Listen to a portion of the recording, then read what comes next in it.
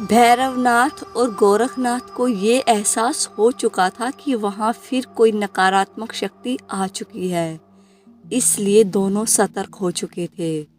अब देवा को रति प्रिया यक्षिणी साधना करते हुए पूरे 10 दिन हो चुके थे। रात में भैरवनाथ और गोरखनाथ देवा को लेकर काली नदी पर आ जाते हैं। देवा हमेशा की तरह ही सुरक्षा चक्र बनाकर उसमें बैठ जाता है और इष्ट देव को प्रणाम करके एक माला गुरु मंत्र की जापता है। फिर यक्षिणी मंत्र जाप करना शुरू कर देता है।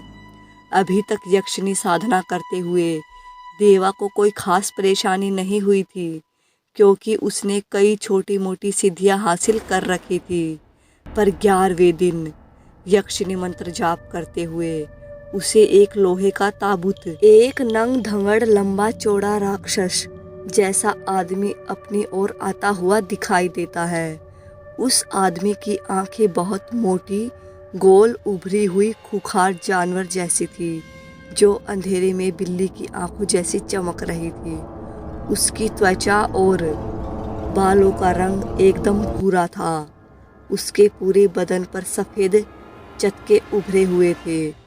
वो लोहे के ताबूत को सिर पर उठाए अजीब तरीके से देवा को देखते हुए उसकी तरफ बढ़ता जा रहा था। देवा उस आदमी को अपनी तरफ ऐसे आता हुआ देख बहुत डर जाता है। वो मंत्र जाप करता करता उस आदमी को टकटकी लगाकर देखने लग जाता है।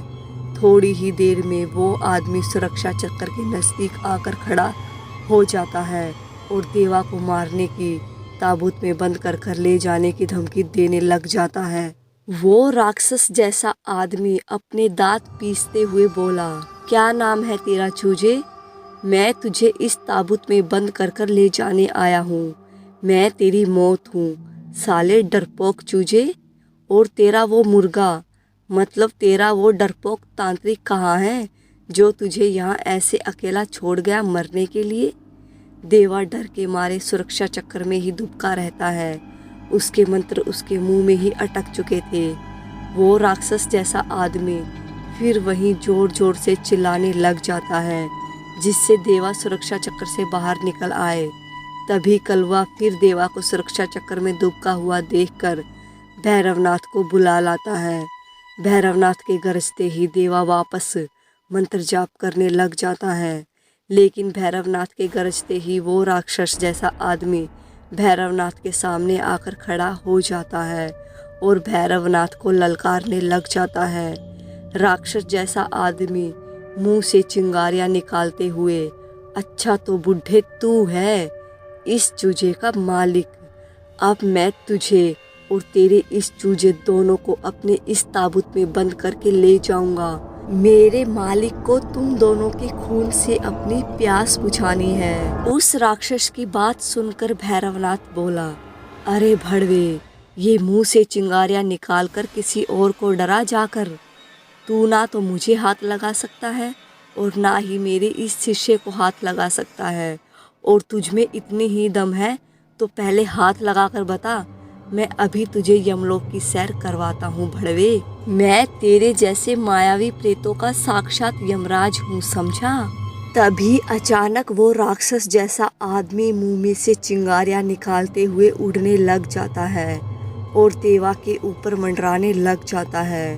भैरवनाथ उस पर मंत्र फूंकता जा रहा था, पर उस राक्षस जैसे आदमी पर उन मंत्रों का कोई असर नहीं हो रहा था। तभी वो राक्षस जैसा आदमी अदृश्य हो जाता है। भैरवनाथ उसे अदृश्य होता देख विचलित हो जाता है और विचलित होकर उसे ललकारने लग जाता है। वो राक्षस जैसा आदमी उड़ता उड़ता सीधा सेवड़ा अघोरी के यहाँ पहुँच जाता है। उस राक्षस जैसे आदमी के पीछे पीछे गोरखनाथ भी चुपके से सेवड़ा अघोरी के यहाँ पहुँच जाता है। राक्षस जैसा आदमी हाँफता हुआ, मालिक मालिक, वो तांत्रिक बहुत ताकतवर है। वो मुझ पर मंत्रों के प्रहार पर प्रहार किए जा रहा था। मैं बहुत मुश्किल से बचकर उड़कर यहाँ पर आया हूँ। सेवड़ा अघोरी गुस्से में चिल्लाता हुआ बोला, तू यहाँ भाग कर आ गया है? निर्लज, प्रेतों के नाम पर धब्बा है तू। यहाँ भाग कर आया, इससे तो अच्छा कि तू उस तांत्रिक की लुटिया में कैद हो जाता। अब मैं तुझे खोपड़ी में कैद करके शमशान में गाड़ूंगा। तेरे जैसे 2 कौड़ी के प्रेतों की मुझे कोई आवश्यकता नहीं है, समझा भगोड़े। सेवड़ा अघोरी की इस तरह जली कटी बातें सुनकर राक्षस जैसा आदमी, जो कि असल में एक बहुत ताकतवर प्रेत था, क्रोध में उबलने लग जाता है। पर वो चाहकर भी सेवड़ा अघोरी पर प्रहार नहीं कर पाता है, क्योंकि सेवड़ा ने उसे सिद्ध कर रखा था। सेवड़ा अघोरी और प्रेत की लड़ाई का फायदा उठाकर गोरखनाथ सेवड़ा अघोरी पर प्रहार कर देता है। सेवड़ा अघोरी पर लात गुस्से की बरसात कर देता है। सेवड़ा को समझ ही नहीं आता है कि ये इस तरह बीच में कहाँ से आ गया। प्रेत सेवड़ा की कोई मदद नहीं करता, उल्टा मौका देख वहाँ से भाग जाता है। गोरखनाथ सेवड़ा अघोरी को इतना मारता है कि सेवड़ा अघोरी मूर्छित हो जाता है। मूर्छित सेवड़ा अघोरी को कंधे पर लाद कर गोरखनाथ काली नदी पर पहुंच जाता है और भैरवनाथ के कदमों में मूर्छित सेवड़ा को डाल देता है। भैरवनाथ अचानक से अपने कदमों में सेवड़ा को पड़ा देख आश्चर्यचकित हो जाता है। ले, उठा लाया हूँ तेरे दुश्मन को भैरवनाथ। मैंने कहा था ना, इसका खेल ज़्यादा दिनों तक नहीं चलने वाला है। अघोरियों का नाम बदनाम कर रहा था ये सेवड़ा। पर तूने ये सब कैसे किया गोरखा? ये तो छिपकर वार कर रहा था। हाँ भैरवनाथ, वो सब तू छोड़, अब ये सोच इसका करेगा क्या तू? मैं तो कहता हूँ इस काली नदी में इसकी समाधि बना देते हैं। गोरखनाथ और भैरवनाथ आपस में बातें कर ही रहे थे कि सेवड़ा अघोरी को होश आ जाता है और भैरवनाथ और गोरखनाथ से गिड़गिड़ाता हुआ माफ़ी मांगने लग जाता है।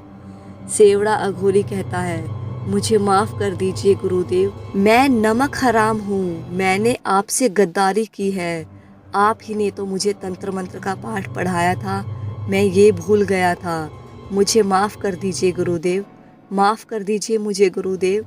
सेवड़ा अघोरी के बार बार माफ़ी मांगने पर भैरवनाथ को सेवड़ा पर तरस आ जाता है, क्योंकि एक ज़माने में वो उसका शिष्य रह चुका था। गोरखनाथ के मना करने के बावजूद भैरवनाथ उसे माफ़ कर देता है, लेकिन सेवड़ा ऊपर मन से माफ़ी मांग रहा था। ये बात भैरवनाथ नहीं जान पाता है। सेवड़ा अब भी बदला नहीं था। अब वो भैरवनाथ देवा के साथ साथ गोरखनाथ को मारने की भी सोचने लग जाता है। मन ही मन में दांत पीसता हुआ देवा के मंत्र जाप खत्म होने के बाद भैरवनाथ सभी को लेकर घर आ जाता है। सेवड़ा भी भैरवनाथ के साथ भैरवनाथ के घर आ जाता है। कहानी आगे सुनने के लिए मेरे साथ बने रहिएगा और आने वाले अगले भाग का इंतज़ार कीजिएगा। कहानी अगर थोड़ी सी भी अच्छी लगी हो तो चैनल को सब्सक्राइब, वीडियो को लाइक शेयर ज़रूर कर दीजिएगा।